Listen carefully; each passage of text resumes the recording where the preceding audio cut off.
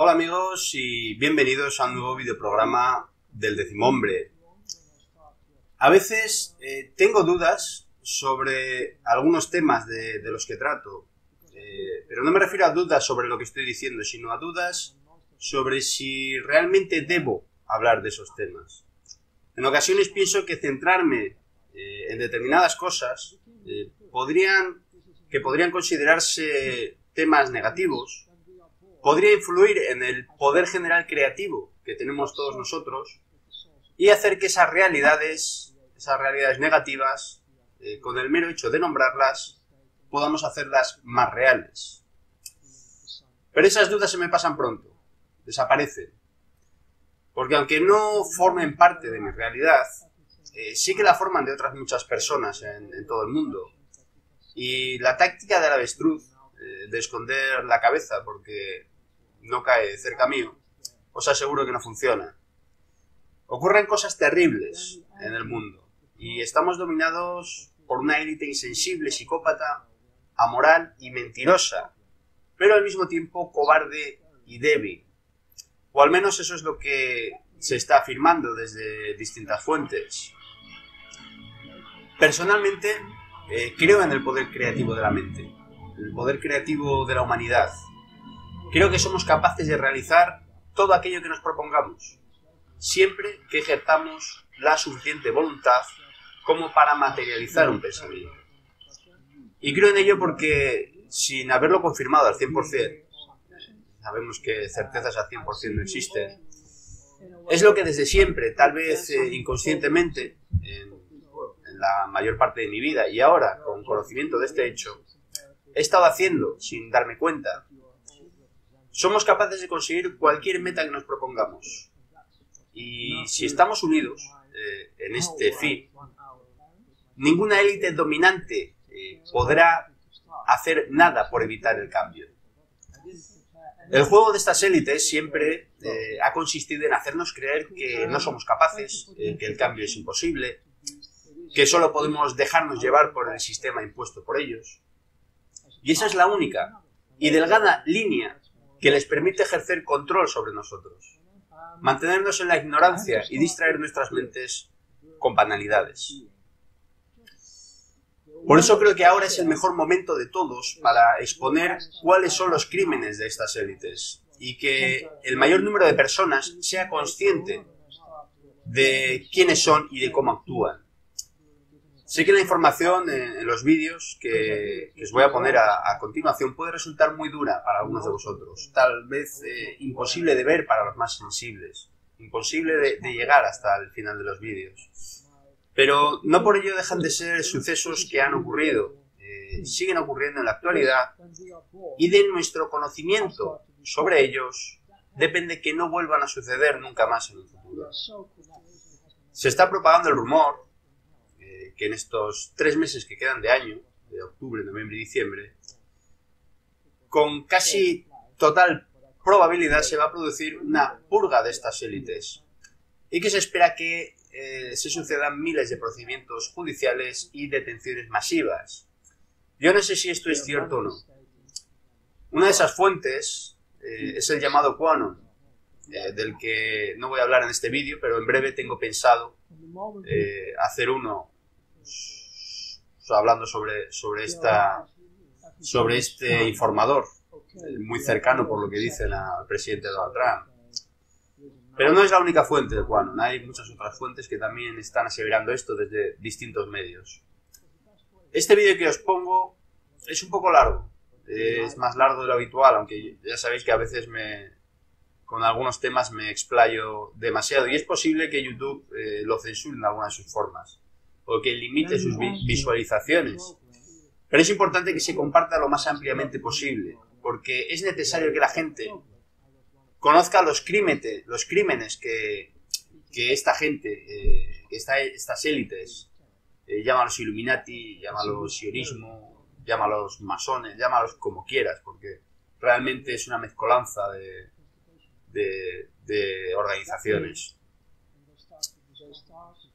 El primero es un vídeo subtitulado que corresponde al testimonio dado por Ronald Bernard, un ex banquero que denunció sacrificios de niños en la élite en entrevistas con Irma Schiffers.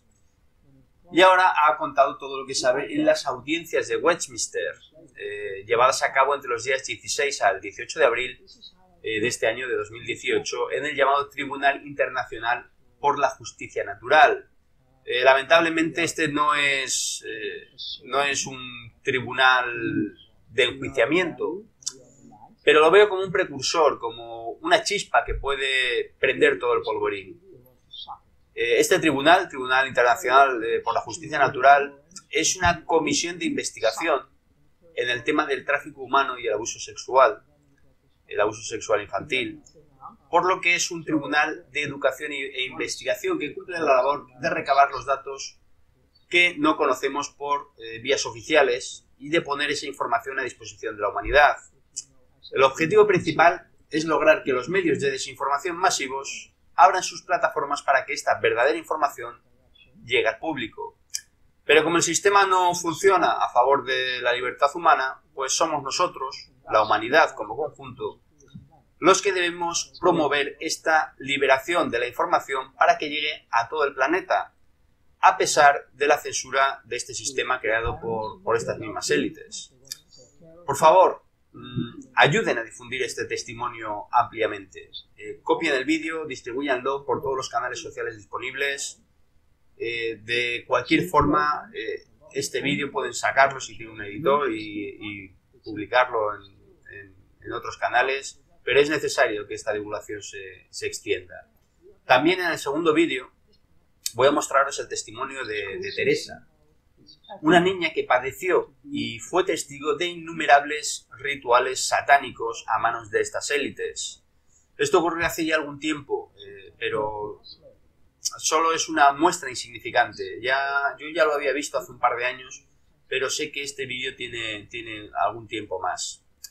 Como he dicho, es una muestra insignificante, y repito, insignificante, de lo que está pasando realmente, de lo que ha ocurrido, de cómo estas élites han llegado a tal estado de depravación y de sumisión a determinadas fuerzas que es necesario que todo el mundo lo conozca, por muy duro que pueda resultar. Abran bien los ojos y los oídos, porque esto es a lo que nos enfrentamos.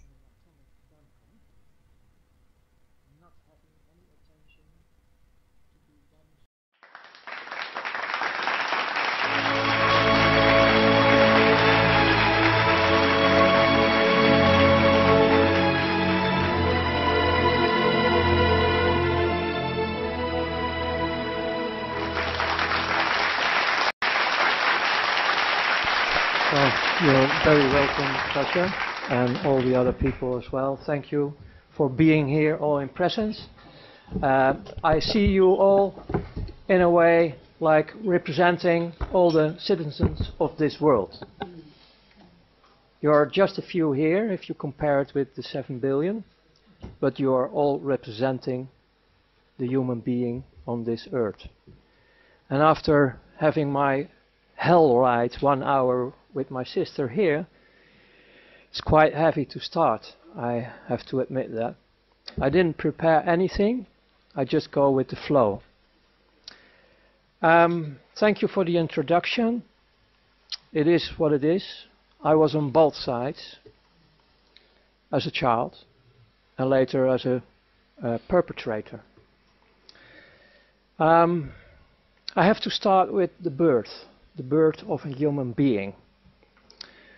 The awareness I share is the awareness I have now. It's sometimes maybe a bit confusing later on when I start to express myself and explaining things, giving a testimony about things, because I do it with the awareness I have now. And most of the things I was not aware of in the past. I discovered things step by step. But to begin with the birth, this is a universal thing. It is when we are born, I start to discover we are so connected with the source of life, what I call the creator of heaven and earth. We are pure. We are manifesting the God, being the son or the daughter. We are the light. On the moment we arrive, everything is fine. Okay, there are always exceptions that you can say, okay, there is a malfunction in the body, nobody is perfect and so on. But the light is there, it's manifesting. Then we enter the program of this world. And this is not a new program, it's a very old program. It's a Luciferian program. That means they start to raise us up through our beloved father and mother, if you have one, in a program to end up in the slavery system we have. Because we are just a source to use. We are the value, we are the light, and they want to suck it completely. Like screwing the orange completely, sucking everything out, throw it away. Once they call this the American system. The American system. You consume it and you throw it away. And that's what's happening on this planet. It's going through your parents. They love you. They want to take care of you. They put you in the vaccine programs with a lot of chemicals to damage your immune system. It's in the school system. It's everywhere to be the perfect slave. There is another thing, and that's more about my story. When I was born, just a bit later on, I started to discover that I was born in a family with a father and mother who were heavily damaged during the Second World War. So these were not real developed people, they were heavily damaged.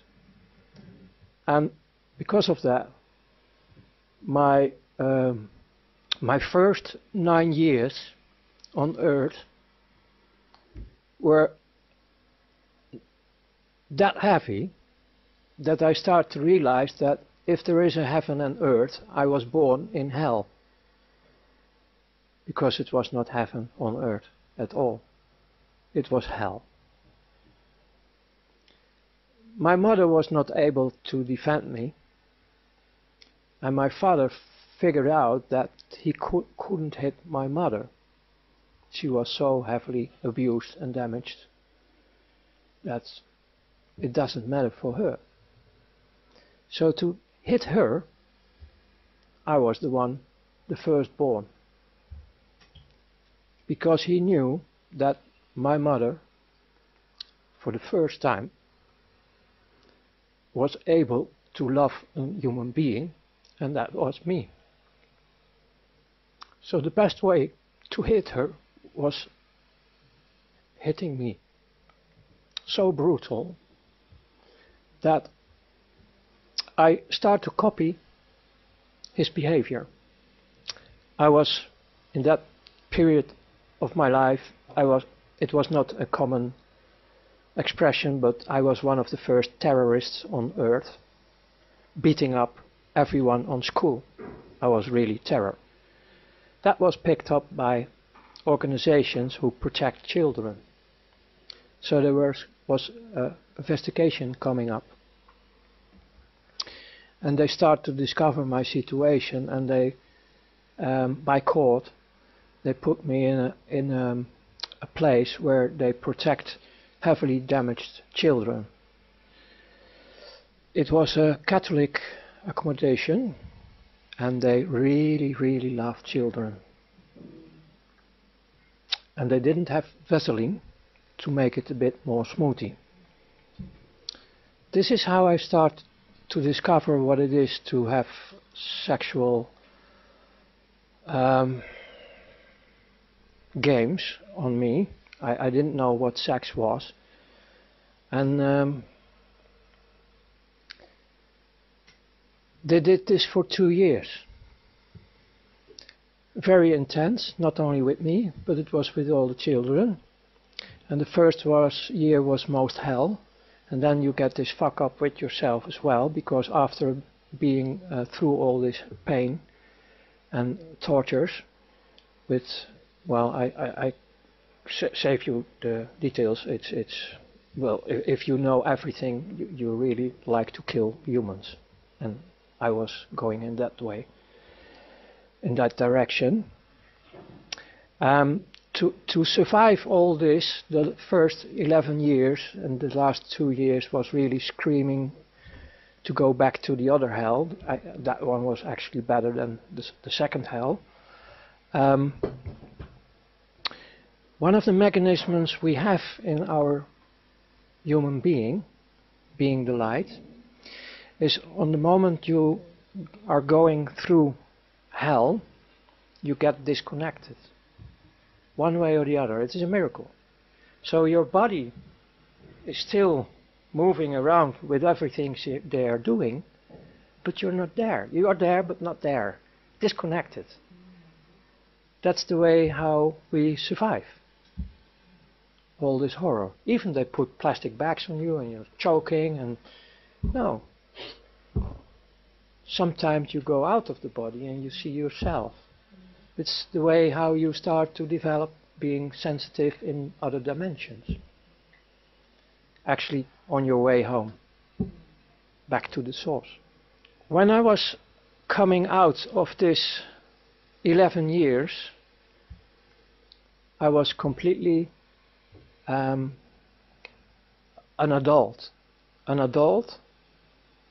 who was back inwards, locking myself up in an atomic bunker, not having any attention to be damaged once again by humans, and I was full of hate, meaning full of poison. And I was ready to go in this world to destroy every human being I can get a hold on, a grip on. So coming out of this mess, my mother was in the meanwhile divorced. She was left alone in a little caravan, hungry. I started to take care of my mother in a strange way, because she was also betraying me.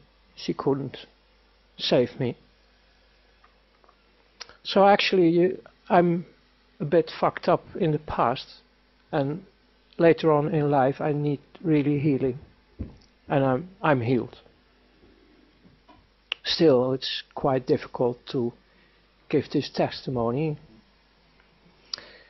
But on the moment I came out, I grew up taking care of my mother, meaning I start to be criminal. I have no affection or reason to follow orders or rules or whatever. I was liberating myself from this madhouse and starting to do nasty things in my youth already. I was playing with other children, being soldier, and I chose to be a Nazi on purpose. And I was making this march through the houses where all the old people are living, where they take care of the old people, and I knew they were out of the war. And I did it on purpose. I really start to beat people, to traumatize people because of my hate. Once I nearly killed an adult in that period. In school, same mess. My English was not developed on school. I was always kicked out. I had my diplomas, but I paid for them. Ha! Fuck you all. That was my mentality. So I became an independent entrepreneur, and I covered everything I wanted to do because I wanted to destroy, so that means I needed a lot of money. To get access to money, you need to deal. So in the front, I created companies like car dealer, import-export, even a fashion line distributing nice clothes for women. You know, it was all covers for the deeper things I did. That was being involved in criminal activities. And I have to tell one thing. All the criminal beings on this world, the normal criminals, so to speak, they hate only one thing, and that's pedophiles. It's only one thing. They can do whatever they want, but on the moment you're talking about child abuse, they explode. They really straight want to kill. That's the world I was in, criminals. I have to go back also about the pedophile thing, because she told me that there were investigations about pedophiles and all the humans who are doing horrible things with children, that they assume they are completely dead to do this, and that they need this extreme pulses to have something going on. Based on my own experience, I really start to believe it's actually a knowing, because it was also about my own story, that you're still alive. Even you do the horrible things on this planet, you're still alive. I recognize this, and I tell you more about my horrors I created, but the horrors they created on children, they are still alive. Their light is still in them. They're human, the love is still in them. But it's like mine, locked, completely locked in a bunker, atomic bunker. And they are afraid of the adults. They stop, their life was stopping like my life in the beginning. But they are pure, and I'm not defending them, because I think everybody is responsible for their acts on this planet. But they need a gate, they need a bridge to come over. And I want to invite all the people on this planet to come over this bridge of forgiveness, because there is a whole army of people who want to take care of them, to heal. And of course, there are consequences of coming forward, but it's doable.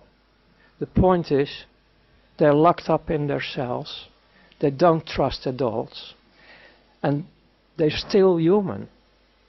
In a way, they are human, and they need also affection. And the most safest way to get a bit of affection is through animals or children. I'm not talking now about the satanic part, about the normal part. So, one way or the other, in every human, I believe there is a child who is partly locked or completely locked, because we're running through a program. So in a way, who can proclaim on this earth, on this moment, that he is fully the being he was when he is born? Who can claim this? Who can proclaim this on this moment? Who is fully the light represented on earth? Who is the original being, without of being programmed, without of being hurt, without of being manipulated? The horror we are facing today is our horror. Because the world we are facing today is not because of the perpetrators.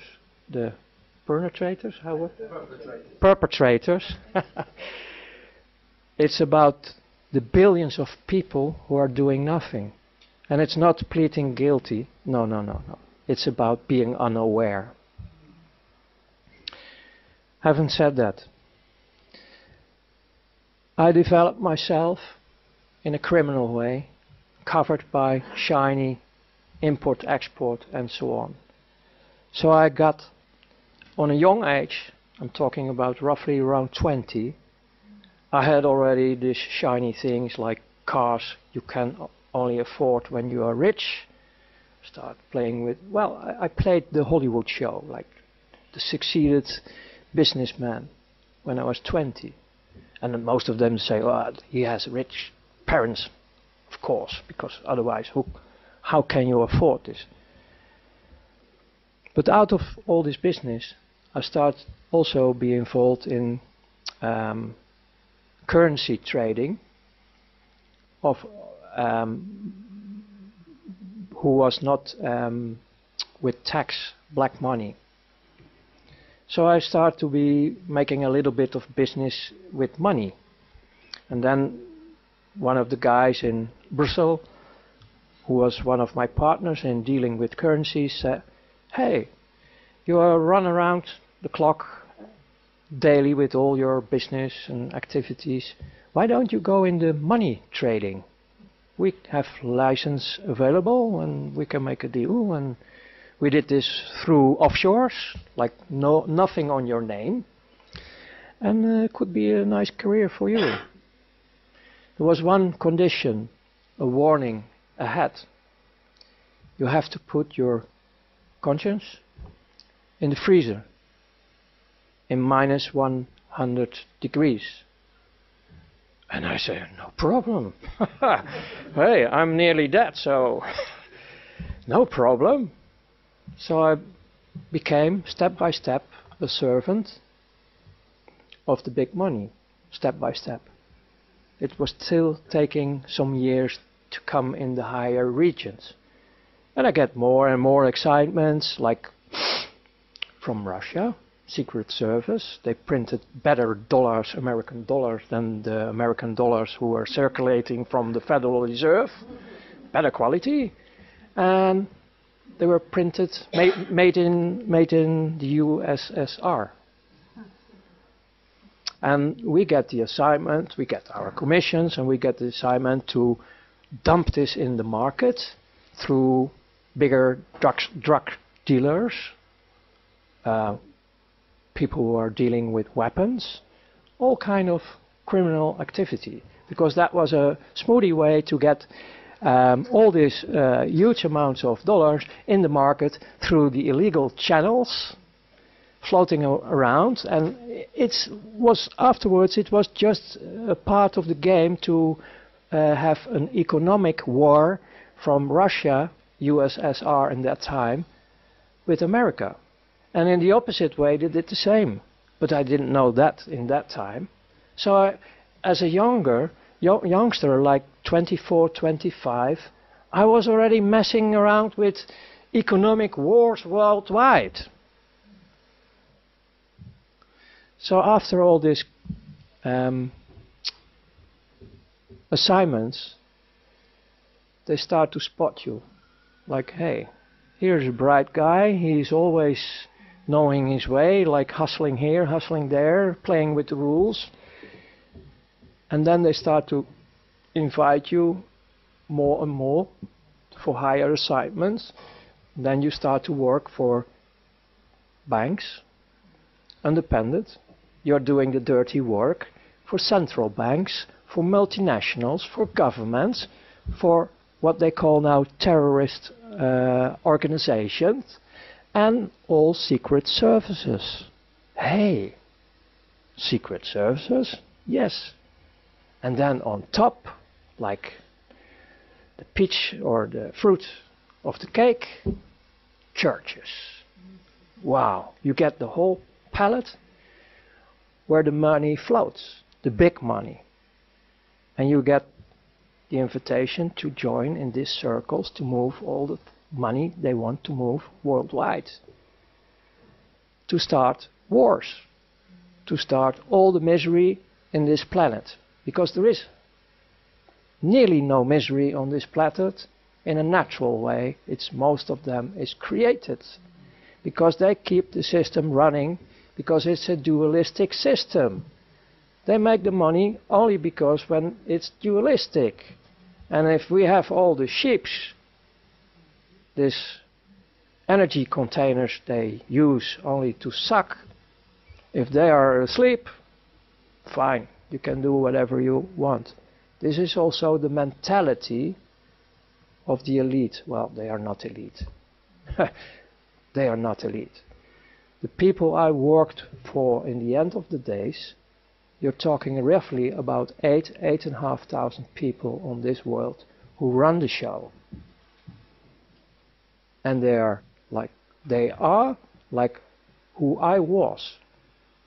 Completely afraid, nearly dead, filling up the holes daily, never enough, surfing the monster of greed, the monster of more.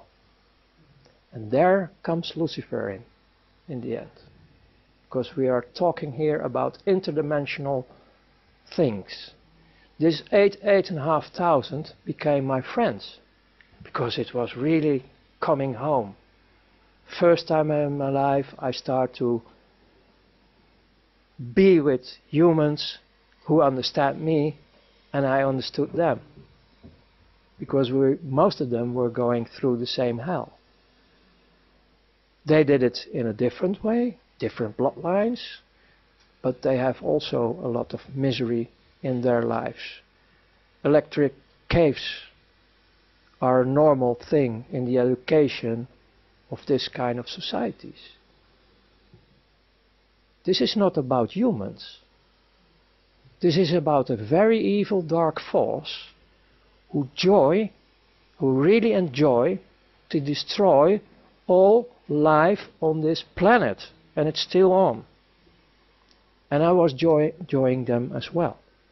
I really, and I don't say it with regret because I'm going back now in time, otherwise it's a fake, I really enjoyed it to have the opportunity to destroy all humans and all life on earth. Nature was nothing. It was to be destroyed.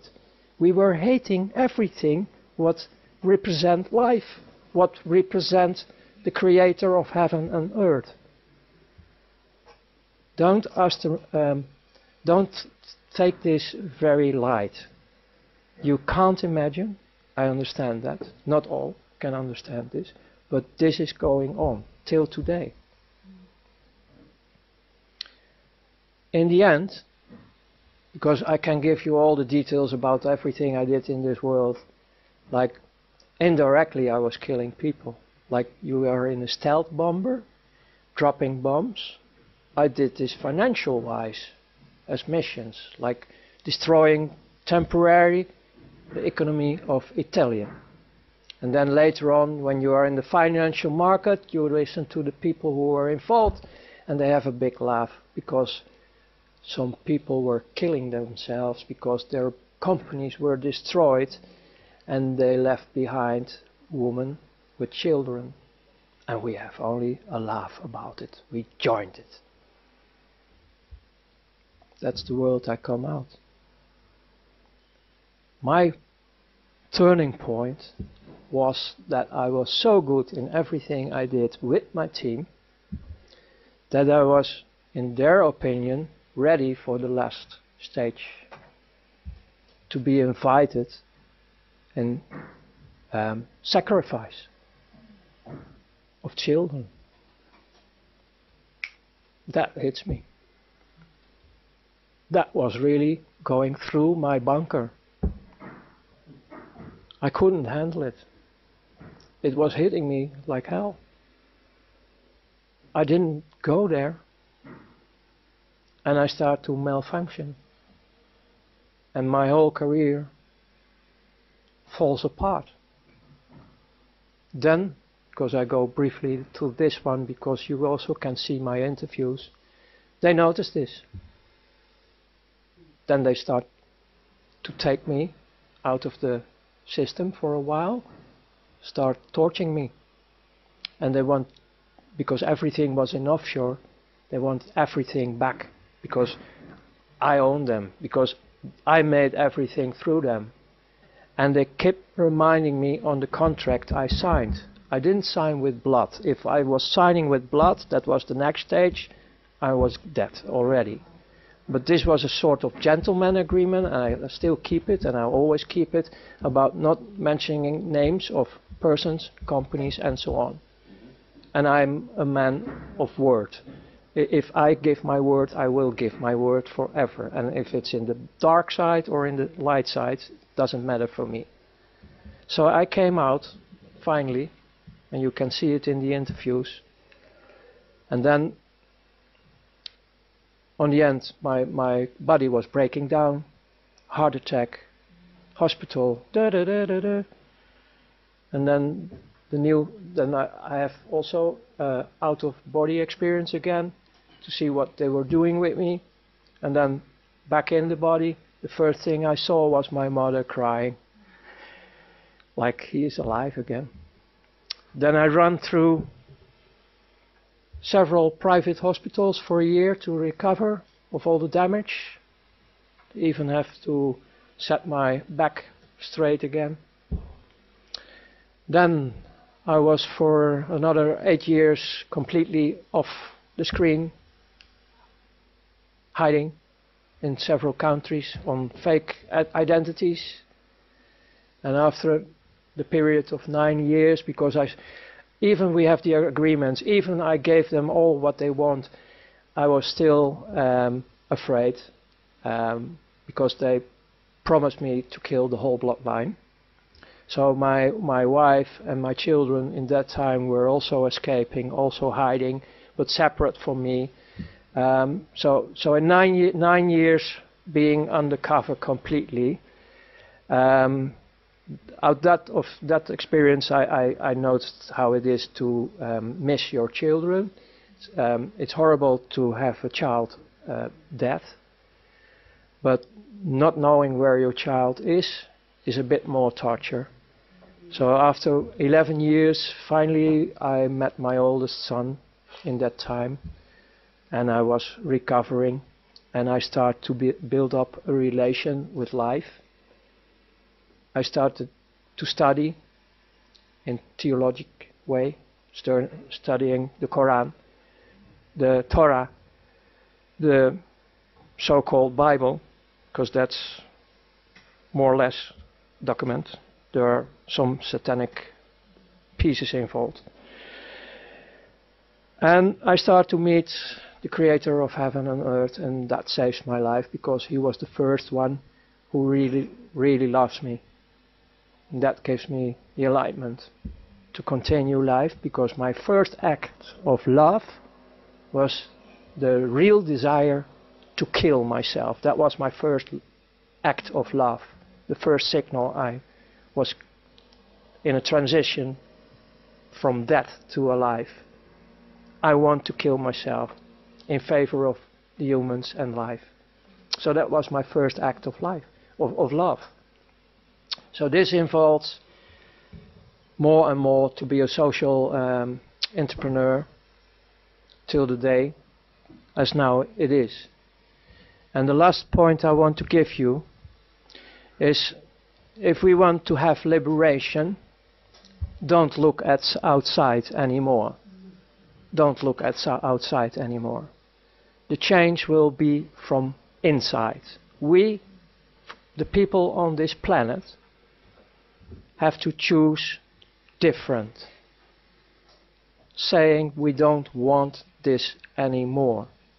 It's enough. We can decide for ourselves to stand up, to be as one again, unity and diversity, and we can cooperate worldwide with each other. And tools for this are there, because one of the main tools you need to transform is the financial, monetary, banking system I was coming out. The tools are available, like healthcare, energy, everything is already available on this planet. The only thing we have to do is connect with each other, unite with each other worldwide, and say no more. Stand up, be the change yourself, and we will be liberating ourselves and our planet. And I can promise you, really promise you, because I have still a lot of contacts worldwide, the most still in the prison system, the dark forces around them, they are screaming because their child inside of this atomic bunker wants to go out in a safe world. And we can create this safe world for these heavily damaged children. So thank you.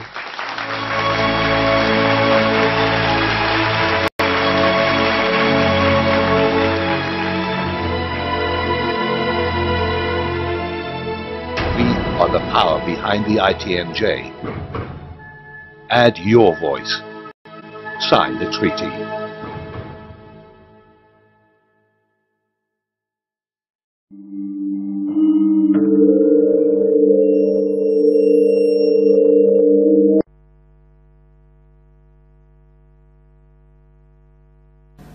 Friends of family and strangers, and my family used to rape me, make me abort the babies I had. It would be hard to imagine more misery and suffering than what Teresa says she's had to endure. And us kids would be made to do things with the adults and the animals, and then a sacrifice would happen. The sacrifice, were these animal sacrifices? Animals and people. On what scale do you think this was happening? Enormous, far beyond what we've ever heard of here before. Teresa's mother, Bridget. You're talking about mass murder? Yes, on a scale that this country's never heard of before. Like the old people's homes now, only these are... For the first time, Teresa is learning what it's like to live with love instead of fear. Pretty low. In this quiet English village, with the help of her mother, she's slowly repairing her broken life. Teresa is now 15, but at the age of 2, she was left in the care of this woman, the grandma she called Nan. And that, she says, is when her torment started. Who was the leader? Who was the boss of the gang, of the cult? At home it was my nan. Your Nan made you have sex with animals? Yeah. Like goats and donkeys. The story of Teresa is a story almost too horrible to recount. A case of child abuse that goes well beyond the kind of things we normally associate with the abuse of children. In 27 years of reporting, it has to be one of the most painful stories I have ever had to tell. How many men or how many people would have sex with you? What, at one time? Yes. About everyone who was there, which must have been about 20. You know, from 10 to 20 people. If it was a big ceremony, it used to be 30. What would your grandma be doing when these men were forcing themselves on you? Usually laughing. Or smiling. Or having sex with another man. Or other men. A chronicle of debauchery and depravity so horrific it's hard to believe. You have to ask yourself, could Teresa be just making it up? No. I know what's true and what's not. No, I know what I saw. Children don't make up elaborate lies that this would have to be if it was a lie, which I know it is not. It isn't.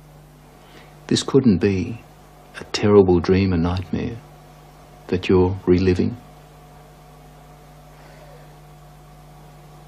No. It's no dream. It's a nightmare, but it's not one you can wake up from. It's there all the time. This really happened, you're quite sure of that? Yeah. The police don't think Teresa made up a story. Some of the cult members are to stand trial.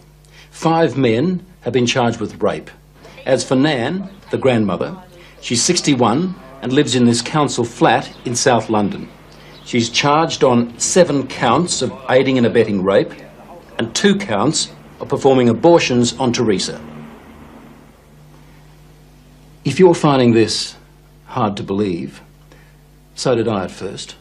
But then there are the medical reports, evidence of sustained sexual abuse. And there's this, a statement prepared for 60 Minutes by Teresa's psychiatrist. It says, "In my opinion, Teresa's account is not the product of a psychotic illness, nor the figment of a fertile imagination. I believe her to be telling the truth." I know what's true and what's not. We also took Teresa's story to this man, therapist Ray Wire. He reads a transcript of our interview and listens to her voice. It's no dream. Few people, if any, in Britain have counselled as many victims of satanic abuse or Satanists themselves as Ray Wire has. If there is an expert on satanic cults, it would have to be him. Do you believe Teresa's story? I believe Teresa's story. It's exactly the same story as I've heard from men who says they've done it. You've dealt with other cases like hers? Yes. 21 cases like hers, he says, in the past 2 years alone.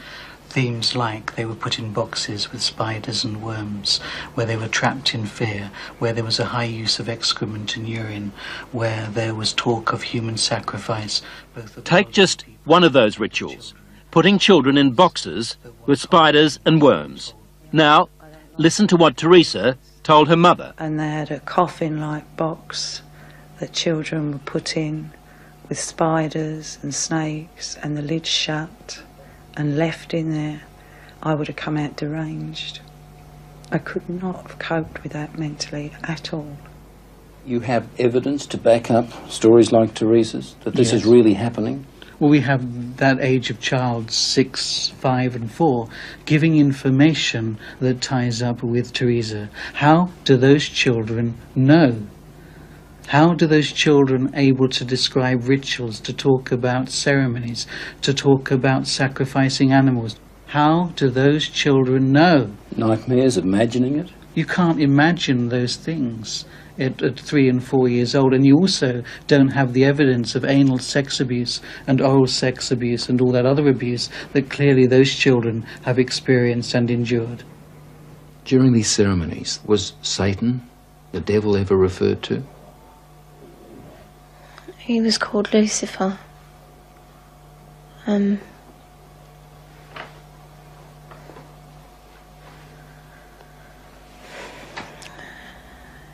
What did they say about the devil, about Lucifer?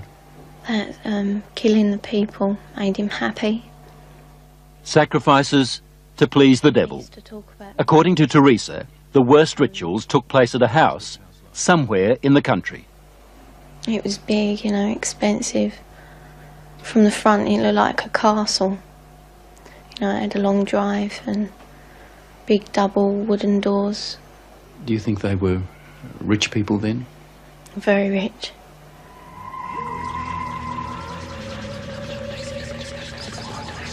Now, where was this big house somewhere in the country? Teresa says she can't take the police there because the Satanists made sure she'd never know how to find it. Teresa was always drugged, or on a couple of occasions she says she was knocked out, so that she never fully knew the route. There was a tramp who was brought in once, you know, and he was killed. He was cut from his throat down to his stomach, and they ate him, or bits of him. They killed a man at a ceremony? Yeah. In front of you? Yeah, in front of all of us. Did the tramp, did this man fight back? No, I think he was, you know, drunk or something. He seemed really dopey. He was laughing a lot when he was brought in. And He started screaming when they began to cut, but after a while, you know, he died. I'd seen a few killings before then, although I wasn't used to it. You know, that was the worst one. I really don't know what I thought. I suppose I thought, thank God it's not me. Let me get this right now. Are you saying that you saw more than one person killed in that house? Yeah.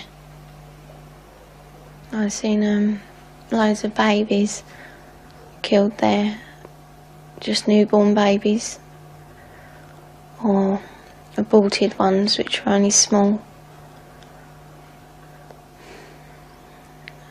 You know, 4-year-olds.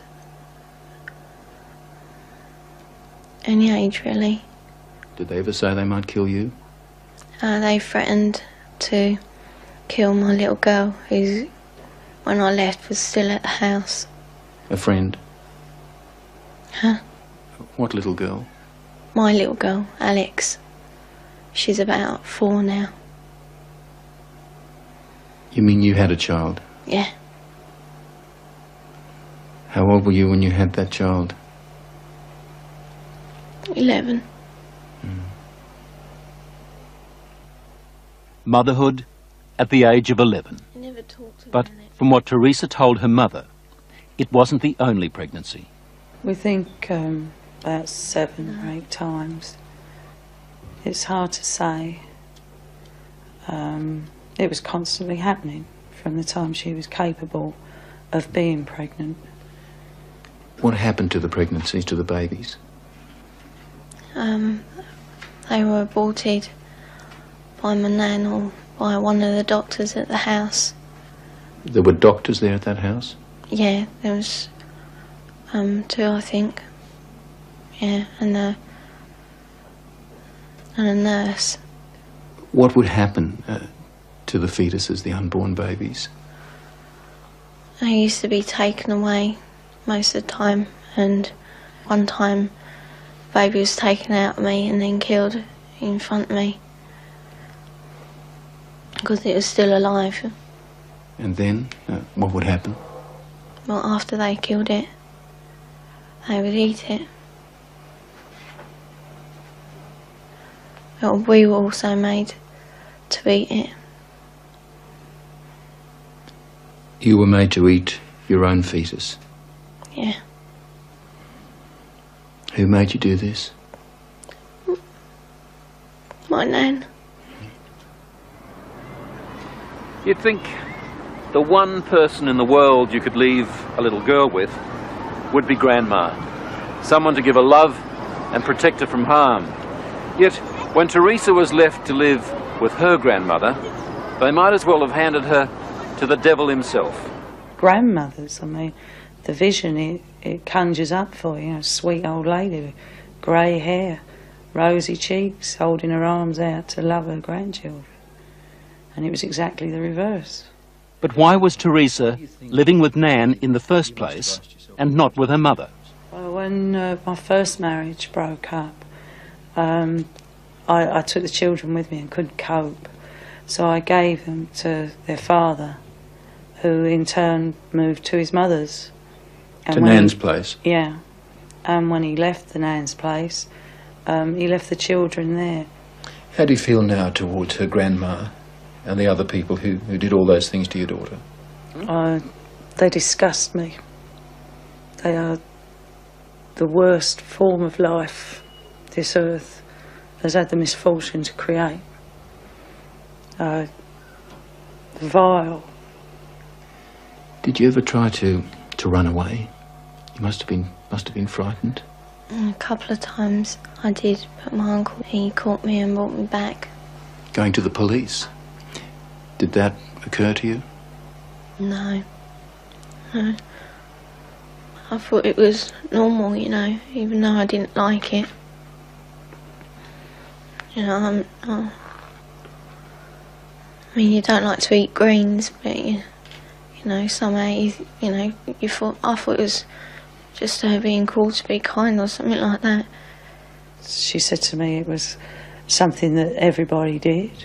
she thought, you know, like you don't like going to school or the dentist, you don't like going to the black masses. It was never any different. I didn't have nothing to compare it to. All part of life, Teresa thought. Even a miscarriage one day at school. Yeah, I asked the teacher if I could go to the toilet, and she allowed me out. I went into the toilet and the baby was in my knickers. I thought it was dead, but it wasn't. It was still moving. And yet no one at school knew? No. Saw anything? No. Or if they did, they didn't say. No, she was treated for a high temperature, fever, nothing more. What did she do with the baby? She kept her for a while because she was frightened that they'd use the child as part of the rituals. So she turned the pencil case into a little coffin. Apparently she put roses in to make her smell sweet, put a letter with her, pictures of herself and her brother, a picture of me. As we said earlier, the police have already charged some members of the cult, and we know they're also investigating Teresa's accounts of those ritual killings. If there were as many as she told us, then the Satanists had a problem. How did they get rid of the bodies? They had a tub, pretty big, I don't know. A fairly big tub, and they used to put the bodies and bones in there.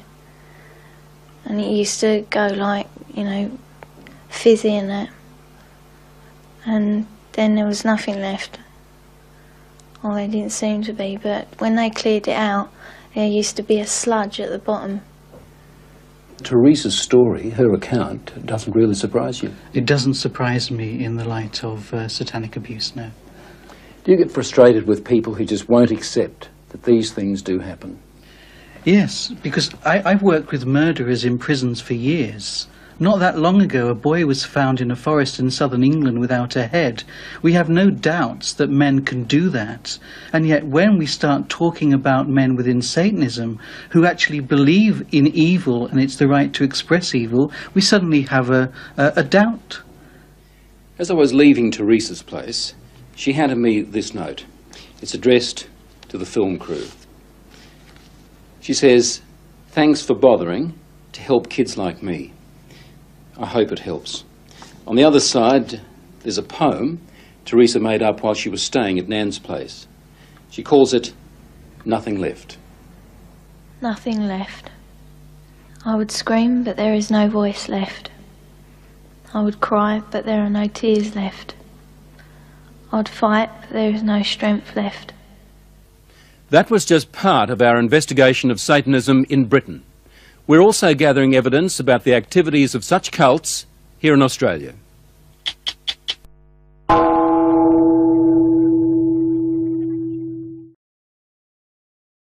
To be telling the truth. I know what's true and what's not. We also took Teresa's story to this man, therapist Ray Wire. He reads a transcript of our interview and listens to her voice. It's no dream. Few people, if any, in Britain have counselled as many victims of satanic abuse or Satanists themselves as Ray Wire has. If there is an expert on satanic cults, it would have to be him. Do you believe Teresa's story? I believe Teresa's story. It's exactly the same story as I've heard from men who says they've done it. You've dealt with other cases like hers? Yes. 21 cases like hers, he says, in the past 2 years alone. Themes like they were put in boxes with spiders and worms, where they were trapped in fear, where there was a high use of excrement and urine, where there was talk of human sacrifice. Take just one of those rituals, putting children in boxes with spiders and worms. Now, listen to what Teresa told her mother. And they had a coffin-like box that children were put in with spiders and snakes and the lid shut and left in there. I would have come out deranged. I could not have coped with that mentally at all. You have evidence to back up stories like Teresa's, that this is really happening? Well, we have that age of child, 6, 5 and 4, giving information that ties up with Teresa. How do those children...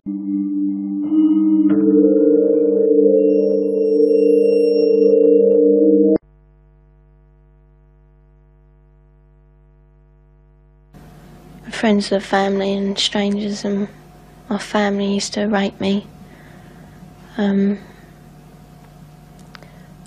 me abort the babies I had. It would be hard to imagine more misery and suffering than what Teresa says she's had to endure. Then us kids would be made to do things with the adults and the animals, and then a sacrifice would happen. The sacrifice, were these animal sacrifices? Animals and people. On what scale do you think this was happening? Enormous, far beyond what we've ever heard of here before. Teresa's mother, Bridget. You're talking about mass murder? Yes, on a scale that this country's never heard of before. Like the old people's homes now, only these are... For the first time, Teresa is learning what it's like to live with love instead of fear. Pretty though. In this quiet English village, with the help of her mother, she's slowly repairing her broken life.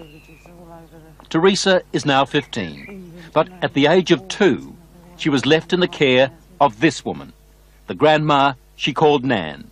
And that, she says, is when her torment started. I know what's true and what's not. No, I know what I saw. Children don't make up elaborate lies that this would have to be if it was a lie, which I know it is not. It isn't. This couldn't be a terrible dream, a nightmare that you're reliving? No. It's no dream. It's a nightmare, but it's not one you can wake up from. It's there all the time. This really happened, you're quite sure of that? Yeah. The police don't think Teresa made up a story. Some of the cult members are to stand trial. 5 men have been charged with rape. As for Nan, the grandmother, she's 61 and lives in this council flat in South London.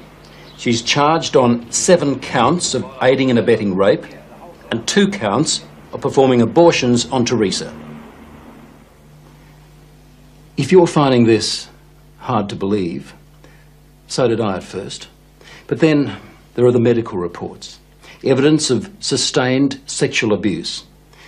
And there's this, a statement prepared for 60 Minutes by Teresa's psychiatrist.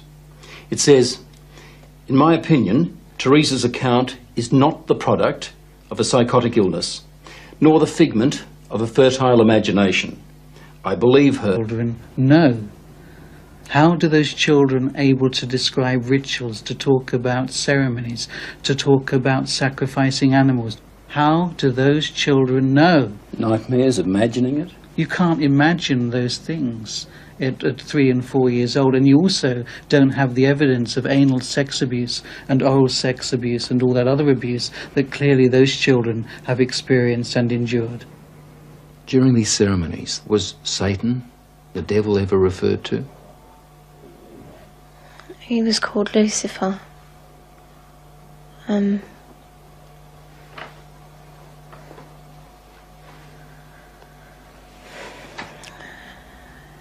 What did they say about the devil, about Lucifer? That killing the people made him happy. Sacrifices to please the devil. Used to talk about According to Teresa, the worst rituals took place at a house somewhere in the country. it was big, you know, expensive. From the front it looked like a castle. You know, it had a long drive and big double wooden doors. Do you think they were rich people then? Very rich.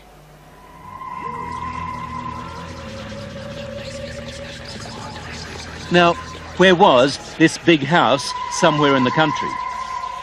Teresa says she can't take the police there because the Satanists made sure she'd never know how to find it. Who was the leader? Who was the boss of the gang, of the cult? At home it was my nan. Your nan made you have sex with animals? Yeah. Like goats and donkeys. The story of Teresa is a story almost too horrible to recount. A case of child abuse that goes well beyond the kind of things we normally associate with the abuse of children. In 27 years of reporting, it has to be one of the most painful stories I have ever had to tell. How many men or how many people would have sex with you? What, at one time? Yes. About everyone who was there, which must have been about 20. You know, from 10 to 20 people. If it was a big ceremony, it used to be 30. What would your grandma be doing when these men were forcing themselves on you? Usually laughing. Or smiling. Or having sex with another man. Or other men. A chronicle of debauchery and depravity so horrific it's hard to believe. You have to ask yourself, could Teresa be just making it up? No. Amigos, estos son solo dos ejemplos, pero les puedo asegurar que la verdad supera ampliamente a la ficción y todo aquello que podamos considerar en los límites de lo creíble. Es duro, es desagradable, es nefasto, pero a veces descubrir la verdad no significa que tenga que gustarnos, pero nos sirve de herramienta para poder saber cómo actuar ante estas élites. Muy bien, amigos, con esto finalizamos este videoprograma del Décimo Hombre. Como siempre, os deseo conocimiento y sabiduría para aplicarlo. Muchas gracias y hasta muy pronto.